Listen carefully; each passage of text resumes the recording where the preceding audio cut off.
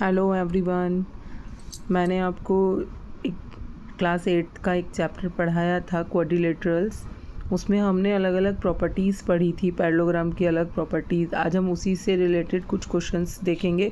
बहुत important questions हैं, बहुत इजी क्वेश्चंस हैं, बट स्टिल स्टूडेंट्स इनको नहीं कर पाते हैं। क्यों? क्योंकि उन्होंने उनकी प्रॉपर्टीज़ नहीं पता होता है।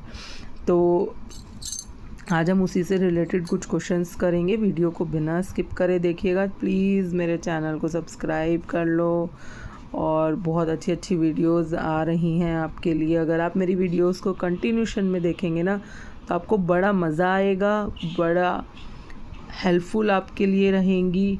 और ठीक है, चलिए शुरू करते हैं वीडियो को। तो क्वेश्चन है हमारे पास, हम क्वेश्चन नंबर 6 आज करेंगे।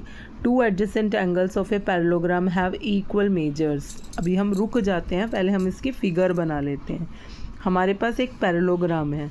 इतना पढ़ते ही कि ये पैरेललोग्राम है, हमारे माइंड में सारी की सारी प्रॉपर्टीज़ रिकॉल हो जानी चाहिए। तो हमने ये पढ़ा है कि पैरेललोग्राम की opposite sides equal and parallel होती हैं। हमने ये मार्क कर लिया। अपोजिट एंगल्स इक्वल होते हैं, हमने ये भी मार्क कर लिया। ठीक है। एक हमने प्रॉपर्टी पढ़ी थी कि जो पैरेललोग्राम के जो एडजेसेंट एंगल्स होते हैं वो सप्लीमेंट्री होते हैं। सप्लीमेंट्री मतलब उनका सम 180 डिग्री होगा। सप्लीमेंट्री का मतलब सम उनका 180 डिग्री होगा। कितना होगा? 180 डिग्री। ठीक है। तो अब इन्होंने यहाँ पे बोला है कि 2 adjacent angles of a parallelogram have equal major. अब इन्होंने उनको इक्वल भी बोल दिया। इसका मतलब कि हम यहाँ पर इसका सॉल्यूशन करते हैं स्टार्ट, कि let ABCD is a parallelogram. ठीक है। तो इन्होंने बोला है कि इसके एडजेसेंट एंगल्स इक्वल हैं। तो आप इनमें से कोई भी एडजेसेंट एंगल्स ले लीजिए। Adjacent angles are those angles which have made on the same side. तो आप एंगल A या एंगल B ले लो, या एंगल B और C ले लो, या C और D ले लें, या D और A ले लें। तो हम यहाँ पर लिखेंगे कि अकॉर्डिंग टू क्वेश्चन, कि क्वेश्चन के अकॉर्डिंग एंगल A इक्वल है एंगल B की। तो हमने मान लिया, let suppose angle A equal angle B is equal to X हमने मान लिया। ठीक है। तो अब ये तो इन्होंने गिवन कंडीशन है। अब हमें ये पता है, हम यहाँ पर लिख सकते हैं, बट वी नो दैट, कि हम जानते हैं ये बात कि एंगल A और B का सम कितना है? 180 डिग्री। तो यहाँ पर हम इसको क्या कर देंगे? A की वैल्यू रख देंगे। x plus x is equal to 180 degree. x plus x कितना हो जाएगा? 2x। तो यहाँ पर हमारी x की वैल्यू कितनी आ गई? 90 डिग्री।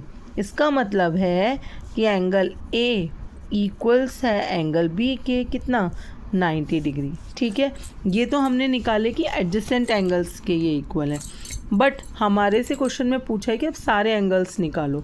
क्या हमें ये भी पता है कि अपोजिट एंगल्स पैरेललोग्राम के इक्वल होते हैं? तो but we also know that, कि हम ये है भी तो जानते हैं। क्या जानते हैं?